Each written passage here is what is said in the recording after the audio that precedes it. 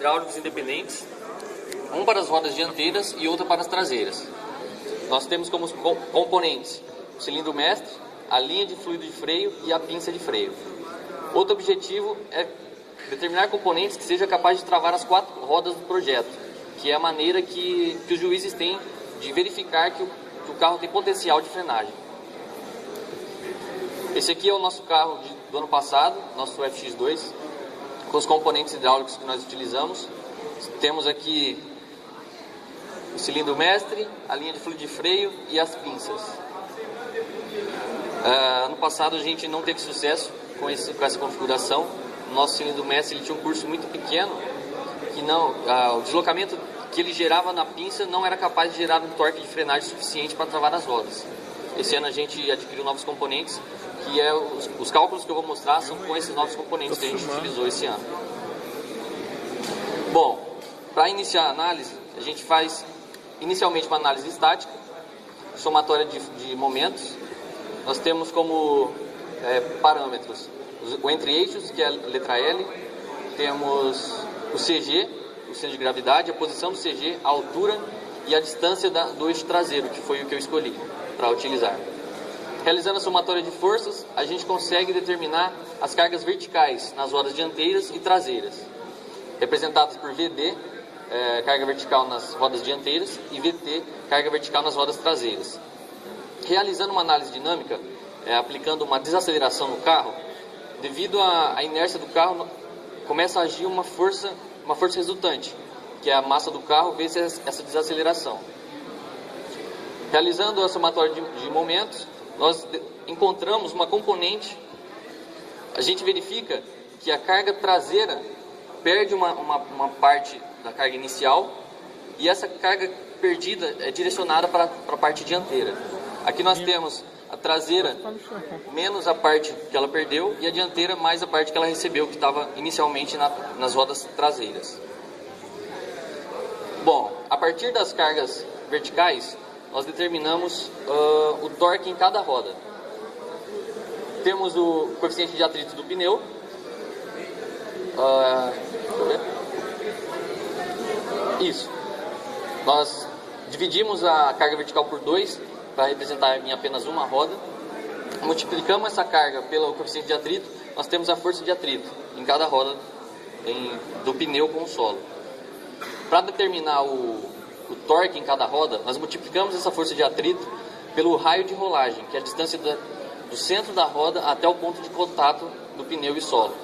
Dessa forma nós temos o torque em cada roda do veículo, dianteiras e traseiras. O sistema de freio, para frear o carro, nós devemos gerar um torque reverso a esse torque da roda, para que a gente anule esse torque. De forma análoga, nós temos na pinça a atuação de uma força normal ao disco. Essa força vem do sistema hidráulico. A partir do coeficiente de atrito entre disco e pastilha, nós determinamos a força de atrito entre disco e pastilha. Multiplicando essa força de atrito pelo raio efetivo, que é a distância do centro da roda à distância ao ponto de contato entre disco e pastilha, a gente tem o torque reverso gerado por esse componente, pelos componentes hidráulicos. Deixa eu ver. Certo. Como que funciona o equacionamento para determinar os componentes hidráulicos? A gente utiliza o princípio de Pascal, que relaciona as forças e as áreas dos componentes. Nós temos a pressão na linha de fluido, que também está na pinça e no cilindro mestre, que é o componente de baixo. E a partir dessa relação, a gente consegue determinar esses 2 componentes que vão gerar e multiplicar a força na pinça, na pinça que vai gerar o torque no disco. Essa outra parte importante é o deslocamento do fluido também. Nós temos o deslocamento volume igual na pinça e no cilindro mestre. E foi nessa parte que a gente errou no ano passado. O nosso cilindro mestre tinha um deslocamento muito pequeno e o deslocamento na pinça foi menor ainda. Então não deu pressão suficiente para travar as rodas na traseira. Esse ano a gente está com ano passado era 15 milímetros, esse ano a gente comprou um de 35 milímetros, que já garante o pleno contato.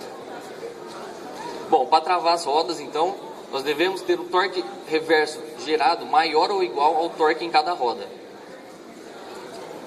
Realizando o equacionamento, a gente pode determinar a pressão na linha que a gente deve ter para que seja travada as rodas.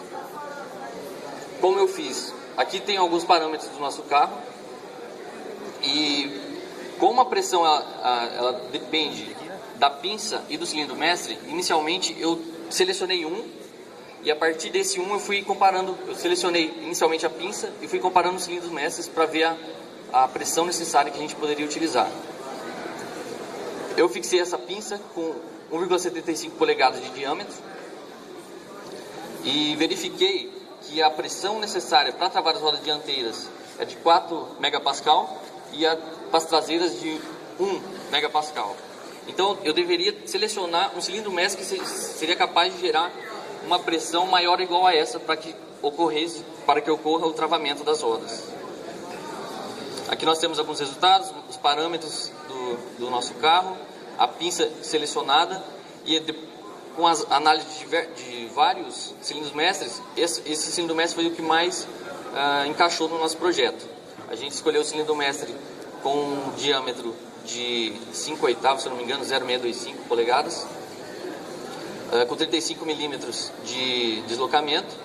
Com essa configuração, nós conseguimos uma pressão na dianteira de 6,64 megapascal, maior que a necessária determinada teoricamente, que é de 4, e na traseira de 3,5 megapascal, sendo que era necessário apenas 1 megapascal. Então a gente está trabalhando com bastante margem de segurança, porque é uma prova muito importante que, se a gente não passar na competição, a gente não pode competir as provas dinâmicas, aceleração, skid pad, que é a prova em 8 para ver o comportamento do carro em curva, e isso dá muito ponto, essas provas dão muito pontos na competição. Então a gente investiu bastante esse ano nesses componentes, nesse projeto, para que a gente consiga alcançar uma posição melhor na competição desse ano. Todos os componentes são iguais, do sistema dianteiro e traseiro. Então, como são iguais, as pressões deveriam ser iguais na dianteira e na traseira. Aqui eu tenho um componente chamado balance bar, que é o que a gente utilizou no passado. Esse componente, ele tem um terminal rotular dentro desse tubo que eu posso alterar a posição dele. Aqui tem o pedal, a gente aciona o pedal puxa esse tubo que aciona os cilindros mestres. Dentro do tubo tem esse terminal rotular, e alterando a posição desse terminal rotular dentro do tubo, eu altero a proporção da força aplicada no pedal para cada cilindro mestre. Por exemplo, eu preciso de uma força maior na dianteira, então eu coloco o terminal mais perto do cilindro da dianteira. Dessa forma eu vou conseguir equacionar essas forças direcionadas para a dianteira e para a traseira.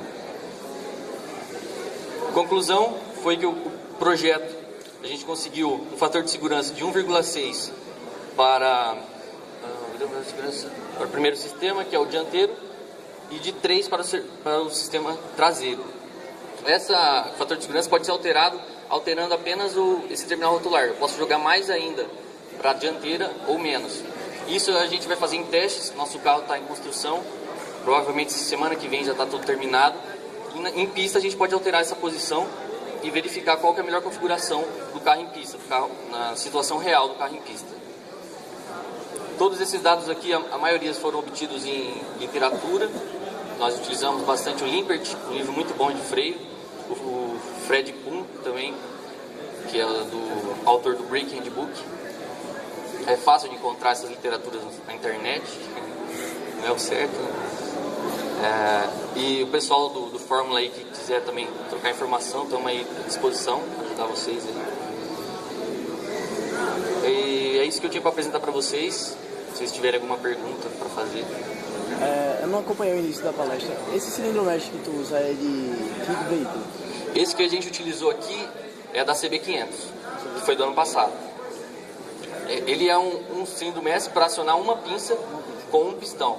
Nós utilizamos ele para acionar 2 pinças, com cada uma com 2 pistões, que a gente usou a pinça da Bisa no passado. Sim. Esse ano a gente comprou todos os componentes direcionados para protótipos da Willwood. Sim, tanto o cilindro mestre quanto a pinça. Entendi. Mais alguma? Marcos? Então é isso. Obrigado.